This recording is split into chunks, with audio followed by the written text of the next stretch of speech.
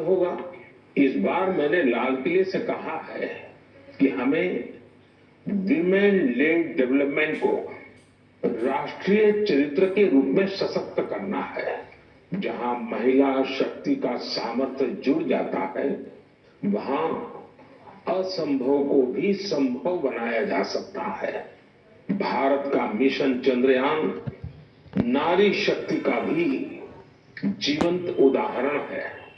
इस पूरे मिशन में अनेकों विमेन साइंटिस्ट और इंजीनियर्स सीधे तौर पर जुड़ी रही हैं।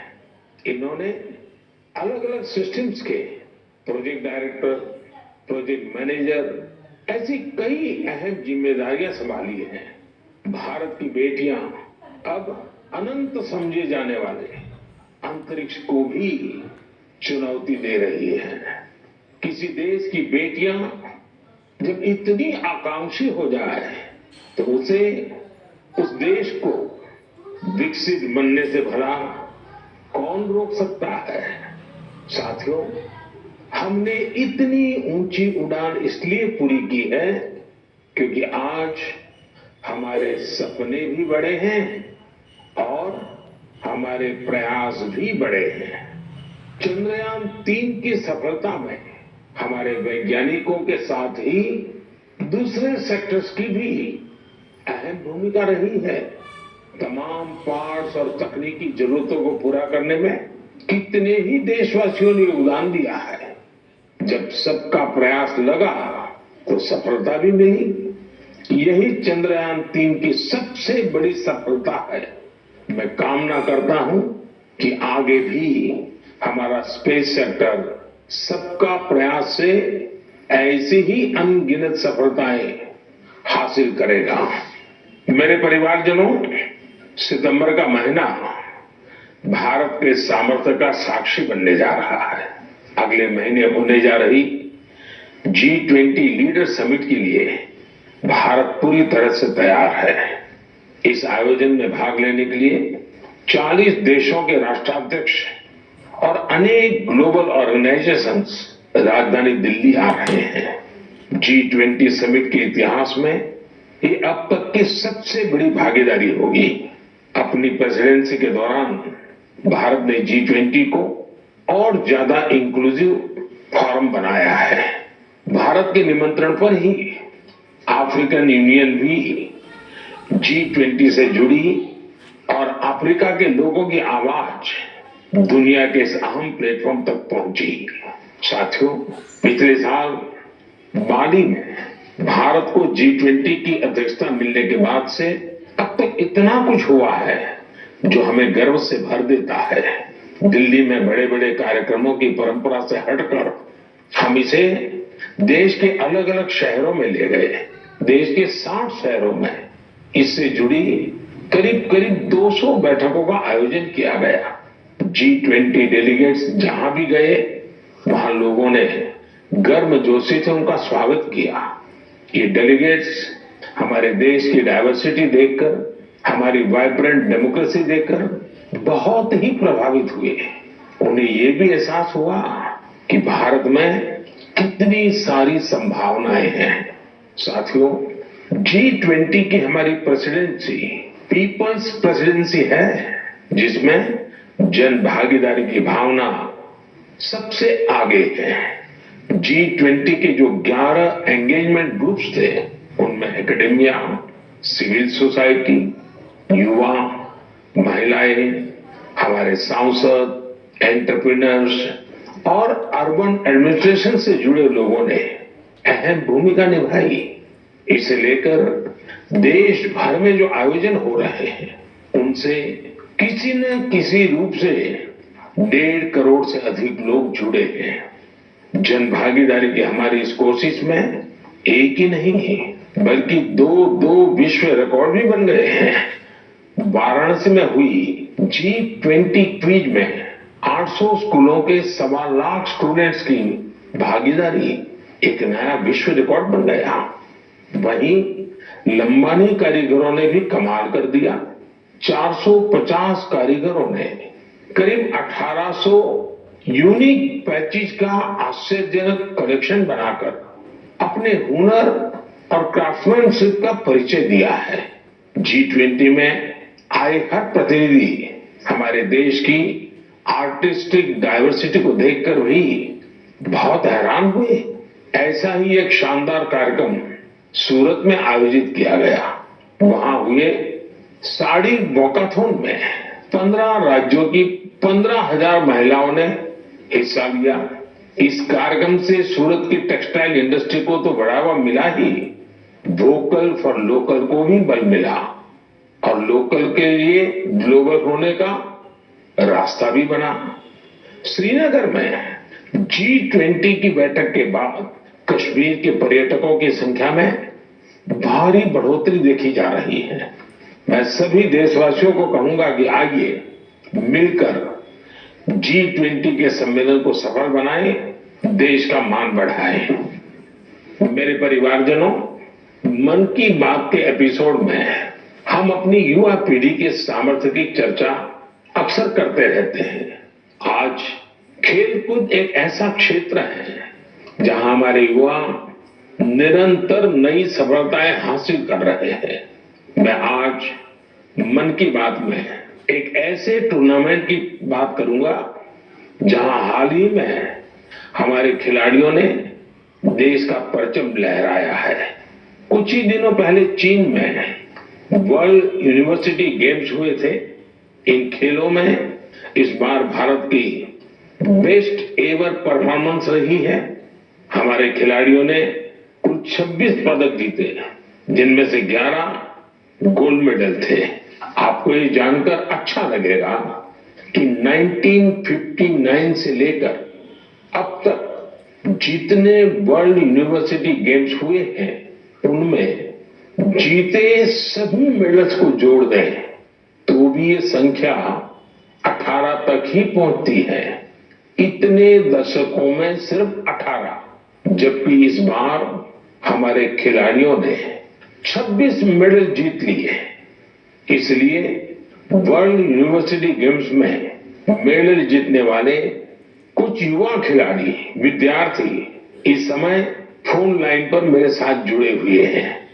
मैं सबसे पहले इनके बारे में आपको बता दूं।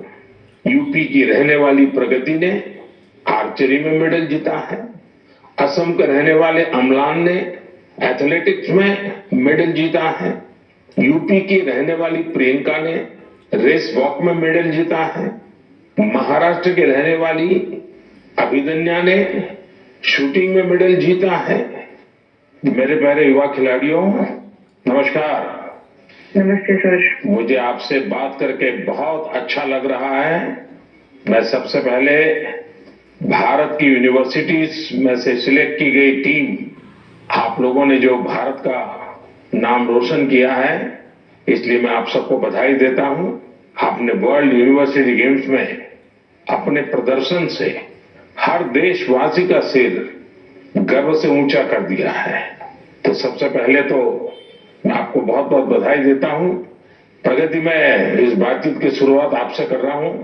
आप सबसे पहले मुझे बताइए कि 2 मेडल जीतने के बाद आप जब यहां से गई तब ये सोचा था क्या, और इतना बड़ा विजय प्राप्त किया तो महसूस क्या हो रहा है? तो बहुत प्राउड फील कर रही थी मैं। मुझे इतना अच्छा लग रहा था कि मैं अपने देश का झंडा इतना ऊंचा लहरा के आई हूँ कि एक बार तो ठीक है गोल्ड फाइट में पहुंचे थे, उसको लूज किया था तो रिग्रेट हो रहा था, पर दूसरी बार यही था दिमाग में कि अब कुछ हो जाए, इसको नीचे नहीं जाने देना है, इसको हर हाल में सबसे ऊंचा लहरा के ही आना है। तो हम फाइट को लास्ट में जीते थे, तो वही पोडियम पे हम लोग ने बहुत अच्छे से सेलिब्रेट किया था। वो मोमेंट बहुत अच्छा था। इतना प्राउड फील हो रहा था कि मतलब हिसाब नहीं था उसका। प्रगति, आपको तो फिजिकली बहुत बड़े प्रॉब्लम आए थे, उसमें से आप उभर करके आई। ये अपने आप में देश के नौजवानों के लिए बड़ा इंस्पायरिंग है। क्या हुआ था आपको? तो 5 मई 2020 में मुझे सर ब्रेन हेमरेज हुआ था। मैं वेंटिलेटर पे थी। कुछ कंफर्मेशन नहीं थी कि मैं बचूंगी कि नहीं, और बची तो कैसे बचूंगी, बट इतना था कि हाँ, मुझे अंदर से हिम्मत थी कि मैंने जाना है, वापस ग्राउंड पर खड़े होना है, एरो चलाने। मेरे को मेरी जिंदगी बचाई है तो सबसे बड़ा हाथ भगवान का, उसके बाद डॉक्टर का, फिर आर्चरी का। हमारे साथ अमलान भी है। अमलान, जरा बताइए आपकी एथलेटिक के प्रति इतनी ज्यादा रुचि कैसे डेवलप की? जी नमस्कार सर। नमस्कार नमस्कार। सर एथलेटिक्स के प्रति तो पहले उतनी रुचि नहीं थी, पहले हम फुटबॉल में थे ज्यादा, बट जैसे जैसे मेरे भाई का एक दोस्त है तो उन्होंने मेरे को बोला कि अमला तुम्हें एथलेटिक्स में कंपटीशन में जाना चाहिए, तो मैंने सोचा चलो ठीक है। तो पहला जब मैंने स्टेट मीट खेला तो मैं हार गया उसमें, तो हार मुझे अच्छी नहीं लगी, तो ऐसे करते करते एथलेटिक्स में आ गया। फिर ऐसे ही धीरे धीरे अभी मजा आने लग रहा है, तो ऐसे ही मेरा रुचि बढ़ गया।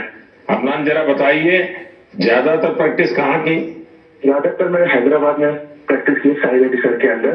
फिर उसके बाद में भुवनेश्वर में शिफ्ट हो गया, तो उधर से मेरा प्रोफेशनली स्टार्ट हुआ सर। अच्छा, हमारे साथ प्रियंका भी है। प्रियंका, आप 20 किलोमीटर रेस वॉक टीम का हिस्सा थी। सारा देश आज आपको सुन रहा है और वे स्पोर्ट्स के बारे में जानना चाहते हैं। आप ये बताइए कि इसके लिए किस तरह की स्किल की जरूरत होती है और आपकी कैरियर कहाँ से कहाँ पहुंची? मेरे जैसे इवेंट में मतलब काफी टफ है, क्योंकि हमारे 5 जज खड़े होते हैं। अगर हम भाग भी लिए तो भी वो हमें निकाल देंगे, या फिर थोड़ा रोड से अगर हम उठ जाते हैं, जंप आ जाती है तो भी वो हमें निकाल देते हैं, या फिर हमने नी बैंड किया तो भी हमें निकाल देते हैं। और मेरे को तो वार्निंग भी 2 आ गई थी। उसके बाद मैंने अपनी स्पीड पे इतना कंट्रोल किया कि कहीं ना कहीं मुझे टीम मेडल तो एटलीस्ट यहाँ से जीतना ही है, क्योंकि देश के लिए यहाँ पे आए हैं और हमें खाली हाथ यहाँ से नहीं जाना है। और पिताजी भाई वगैरह सब ठीक है? हाँ जी सर, सब बढ़िया। मैं तो सबको बताती हूँ कि आप मतलब इतना मोटिवेट करते हैं हम लोग को। सच में सर बहुत अच्छा लग रहा है, क्योंकि वर्ल्ड यूनिवर्सिटी जैसे खेल्स को इंडिया में इतना पूछा भी नहीं जाता, लेकिन अब इतना सपोर्ट मिल रहा है ना इस गेम में भी। मतलब हम ट्वीट भी देख रहे हैं कि हर कोई ट्वीट कर रहा है कि हमने इतने मेडल जीते हैं, तो काफी अच्छा लग रहा है कि ओलंपिक्स की तरह इसको भी इतना बढ़ावा मिल रहा है। चलिए प्रियंका, मेरी तरफ से बधाई है, आपने बड़ा नाम रोशन किया है। आइए हम अभिदन्य से बात करते हैं। नमस्ते सर। बताइए अपने विषय में। सर मैं प्रॉपर कोल्हापुर महाराष्ट्र से हूँ। मैं शूटिंग में 25 मीटर स्पोर्ट्स पिस्टल और 10 मीटर एयर पिस्टल दोनों इवेंट करती हूँ। मेरे माता पिता दोनों एक हाई स्कूल टीचर है, तो मैंने 2015 में शूटिंग स्टार्ट किया। जब मैंने शूटिंग स्टार्ट किया तब उधर कोल्हापुर में उतनी फैसिलिटीज नहीं मिलती थी।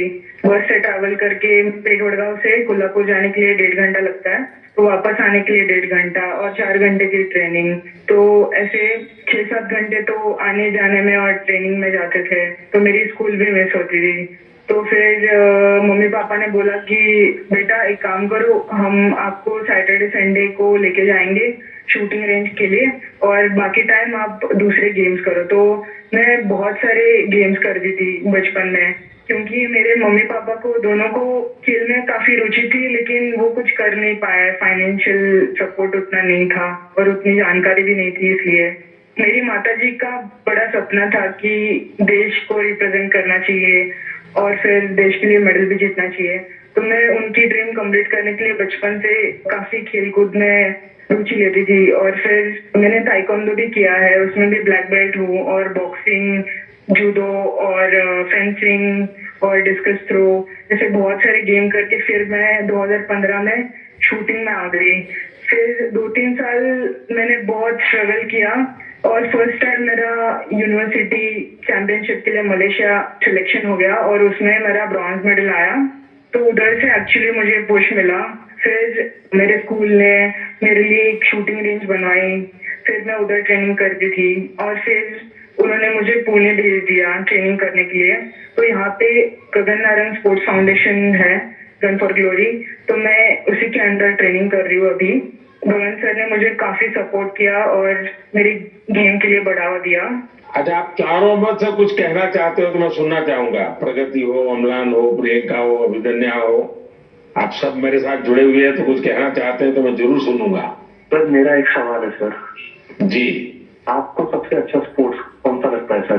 खेल की दुनिया में भारत को बहुत खिलना चाहिए और इसलिए मैं इन चीजों को बहुत बढ़ावा दे रहा हूं, लेकिन हॉकी, फुटबॉल, कबड्डी, खो खो ये हमारी धरती से जुड़े हुए खेल है, इसमें तो हमने कभी पीछे नहीं रहना चाहिए। और मैं देख रहा हूं कि आर्चरी में हमारे लोग अच्छा कर रहे हैं, शूटिंग में अच्छा कर रहे हैं। दूसरा मैं देख रहा हूं कि हमारे यूथ में और इवन परिवारों में भी खेल के प्रति पहले जो भाव था वो नहीं है। पहले तो बच्चा खेलने जाता तो रोकते थे, अब बहुत बड़ा वक्त बदला है और आप लोगों ने जो सक्सेस लेते आ रहे हैं ना, वो सभी परिवारों को मोटिवेट करती है। हर खेल में जहां भी हमारे बच्चे जा रहे हैं कुछ न कुछ देश के लिए करके आते हैं, और ये खबरें आज देश में प्रमुखता से दिखाई भी जाती हैं, बताई जाती हैं और स्कूल कॉलेज में चर्चा में भी रहती है। चलिए, मुझे बहुत अच्छा लगा। मेरी तरफ से आप सबको बहुत बहुत बधाई, बहुत शुभकामनाएं। बहुत बहुत धन्यवाद। धन्यवाद सर। धन्यवाद जी, नमस्कार। मेरे परिवारजनों, इस बार 15 अगस्त के दौरान देश ने सबका प्रयास का सामर्थ्य देखा। सभी देशवासियों के प्रयास ने हर घर तिरंगा अभियान को वास्तव में हर मन तिरंगा अभियान बना दिया। इस अभियान के दौरान कई रिकॉर्ड भी बने। देशवासियों ने करोड़ों की संख्या में तिरंगे खरीदे। 1.5 लाख पोस्ट ऑफिसेस के जरिए करीब 1.5 करोड़ तिरंगे बेचे गए। इससे हमारे कामगारों की, बुनकरों की और खासकर महिलाओं की सैकड़ों करोड़ रुपए का आय भी हुई है। तिरंगे के साथ सेल्फी पोस्ट करने में भी इस बार देशवासियों ने नया रिकॉर्ड बना दिया। पिछले साल 15 अगस्त तक करीब 5 करोड़ देशवासियों ने तिरंगे के साथ सेल्फी पोस्ट की थी। इस साल ये संख्या 10 करोड़ को भी पार कर गई है। साथियों, इस समय देश में मेरी माटी मेरा देश, देशभक्ति की भावना को उजागर करने वाला अभियान जोरों पर है। सितंबर के महीने में देश के गांव-गांव में हर घर से मिट्टी जमा करने का अभियान चलेगा। देश की पवित्र मिट्टी हजारों अमृत कलश में जमा की जाएगी। अक्टूबर के अंत में हजारों अमृत कलश यात्रा के साथ देश की राजधानी दिल्ली पहुंचेंगे। इस मिट्टी से ही दिल्ली में अमृत वाटिका का निर्माण होगा। मुझे विश्वास है हर देशवासी का प्रयास इस अभियान को भी सफल बनाएगा। मेरे परिवारजनों, इस बार मुझे कई पत्र संस्कृत भाषा में मिले हैं। इसकी वजह यह है कि सावन मास की पूर्णिमा इस तिथि को विश्व संस्कृत दिवस मनाया जाता है। सर्वेभ्यः विश्व संस्कृत दिवसस्य हार्दिक शुभकामनाः। आप सभी को विश्व संस्कृत दिवस की बहुत बहुत बधाई। हम सब जानते हैं कि संस्कृत दुनिया की सबसे प्राचीन भाषाओं में से एक है। इसे कई आधुनिक भाषाओं की जननी भी कहा जाता है। संस्कृत अपनी प्राचीनता के साथ साथ अपनी वैज्ञानिकता और व्याकरण के लिए भी जानी जाती है। भारत का कितना ही प्राचीन ज्ञान हजारों वर्षों तक संस्कृत भाषा में ही संरक्षित किया गया है। योग, आयुर्वेद और फिलोसफी जैसे विषयों पर रिसर्च करने वाले लोग अब ज्यादा से ज्यादा संस्कृत सीख रहे हैं। कई संस्थान भी इस दिशा में बहुत अच्छा काम कर रहे हैं, जैसे कि Sanskrit promotion foundation, Sanskrit for योग, संस्कृत फॉर आयुर्वेद और संस्कृत फॉर बुद्धिज्म जैसे कई कोर्सेज करवाता है। संस्कृत भारती लोगों को संस्कृत सिखाने का अभियान चलाती है। इसमें आप 10 दिन के संस्कृत संभाषण शिविर में भाग ले सकते हैं। मुझे खुशी है कि आज लोगों में संस्कृत को लेकर जागरूकता और गर्व का भाव बढ़ा है। इसके पीछे बीते वर्षों में देश का विशेष योगदान भी है। जैसे 3 संस्कृत डीम्ड यूनिवर्सिटीज को 2020 में सेंट्रल यूनिवर्सिटीज बनाया गया। अलग अलग शहरों में संस्कृत विश्वविद्यालयों के कई कॉलेज और संस्थान भी चल रहे हैं। IITs और IIMs जैसे संस्थानों में संस्कृत केंद्र काफी पॉपुलर हो रहे हैं। साथियों, अक्सर आपने एक बात जरूर अनुभव की होगी, जड़ों से जुड़ने की, हमारी संस्कृति से जुड़ने की, हमारी परंपरा का बहुत बड़ा सशक्त माध्यम होती है हमारी मातृभाषा। जब हम अपनी मातृभाषा से जुड़ते हैं तो हम सहज रूप से अपनी संस्कृति से जुड़ जाते हैं, अपने संस्कारों से जुड़ जाते हैं, अपनी परंपरा से जुड़ जाते हैं, अपने चीर पुरातन भव्य वैभव से जुड़ जाते हैं। ऐसे ही भारत की एक और मातृभाषा है, गौरवशाली तेलुगु भाषा। 29 अगस्त तेलुगु दिवस मनाया जाएगा। अंदरिकी तेलुगु भाषा दिनोत्सव शुभाकांक्षलु। आप सभी को तेलुगु दिवस की बहुत बहुत बधाई। तेलुगु भाषा के साहित्य और विरासत में भारतीय संस्कृति के कई अनमोल रत्न छिपे हैं। तेलुगु की इस विरासत का लाभ पूरे देश को मिले, इसके लिए कई प्रयास भी किए जा रहे हैं। मेरे परिवारजनों, मन की बात के कई एपिसोड्स में हमने टूरिज्म पर बात की है। चीजों या स्थानों को साक्षात खुद देखना, समझना और कुछ पल उनको जीना एक अलग ही अनुभव देता है। कोई समंदर का कितना ही वर्णन कर दे, लेकिन हम समंदर को देखे बिना उसकी विशालता महसूस नहीं कर सकते। कोई हिमालय का कितना ही बखान कर दे, लेकिन हम हिमालय को देखे बिना उसकी सुंदरता का आकलन नहीं कर सकते। इसलिए ही मैं अक्सर आप सभी से ये आग्रह करता हूं कि जब मौका मिले हमें अपने देश की ब्यूटी, अपने देश की डाइवर्सिटी, उसे जरूर देखने जाना चाहिए। अक्सर हम एक और बात भी देखते हैं, हम भले ही दुनिया का कोना कोना छान ले, लेकिन अपने ही शहर या राज्य की कई बेहतरीन जगहों और चीजों से अनजान होते हैं। कई बार ऐसा होता है कि लोग अपने शहर के ही ऐतिहासिक स्थलों के बारे में ज्यादा नहीं जानते। ऐसा ही कुछ धनपाल जी के साथ हुआ। धनपाल जी बेंगलुरु के ट्रांसपोर्ट ऑफिस में ड्राइवर का काम करते थे।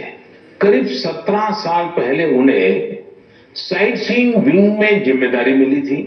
इसे अब लोग बेंगलुरु दर्शनी के नाम से जानते हैं। धनपाल जी पर्यटकों को शहर के अलग अलग पर्यटन स्थलों पर ले जाया करते थे। ऐसी ही ट्रिप पर किसी टूरिस्ट ने उनसे पूछ लिया, बेंगलुरु में टैंक को सेंकी टैंक क्यों कहा जाता है?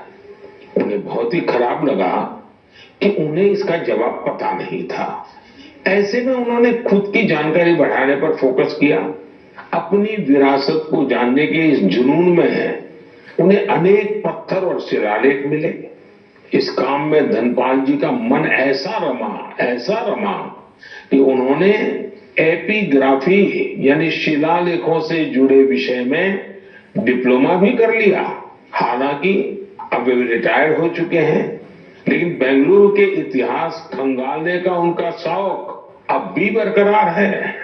साथियों, मुझे ब्रायन डी खारप्रन के बारे में बताते हुए बेहद खुशी हो रही है। ये मेघालय के रहने वाले हैं और उनकी स्पेलियोलॉजी में गजब की दिलचस्पी है।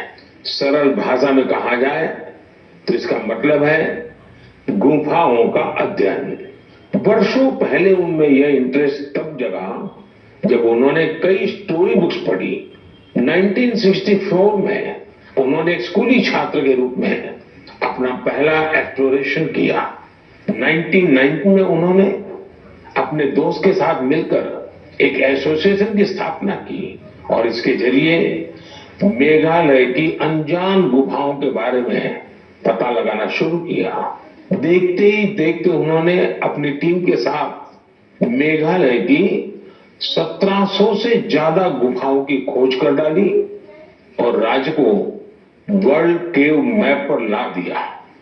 भारत की सबसे लंबी और गहरी गुफाओं में से कुछ मेघालय में मौजूद है।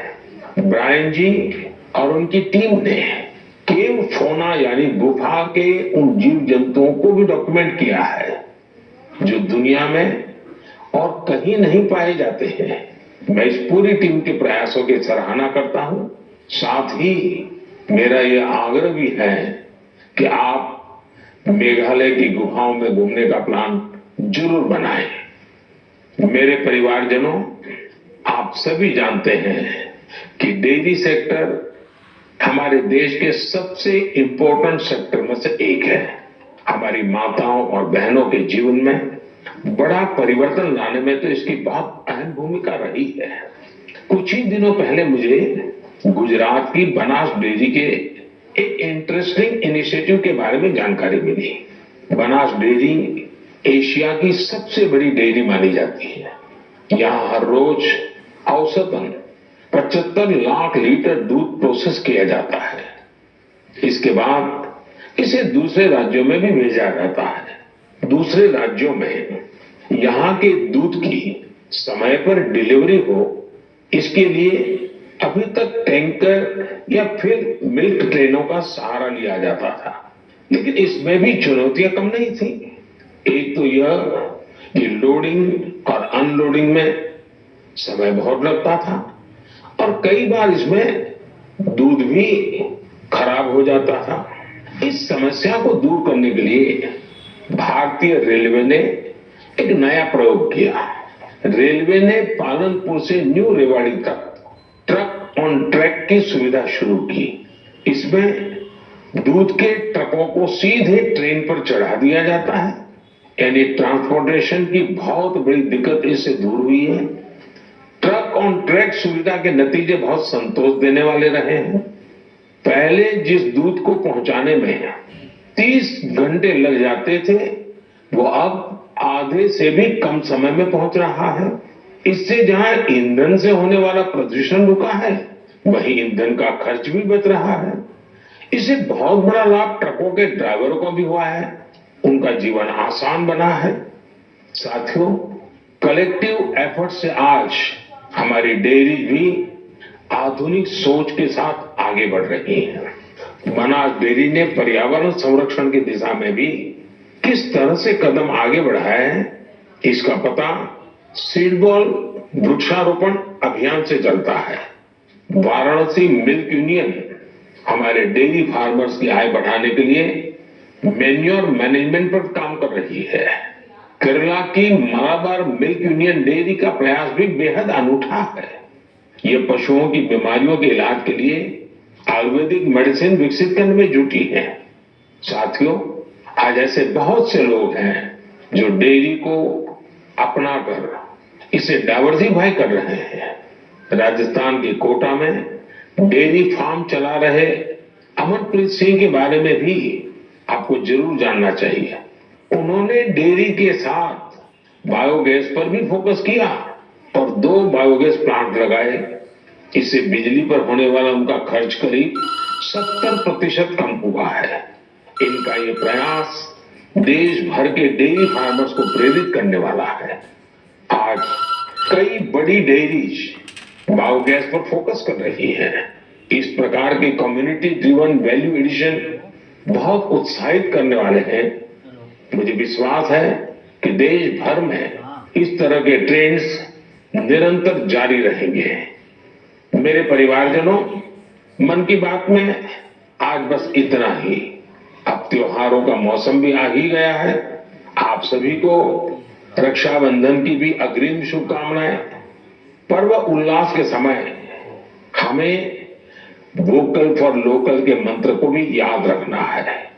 आत्मनिर्भर भारत ये अभियान हर देशवासी का अपना अभियान है और जब त्योहार का माहौल है तो हम अपने आस्था के स्थलों और उसके आसपास के क्षेत्र को स्वच्छ तो रखना ही है, लेकिन हमेशा के लिए। अगली बार आपसे फिर मन की बात होगी, कुछ नए विषयों के साथ मिलेंगे। हम देशवासियों के कुछ नए प्रयासों की, उनकी सफलता की जी भर करके चर्चा करेंगे। तब तक के लिए मुझे विदा दीजिए। बहुत बहुत धन्यवाद। नमस्कार।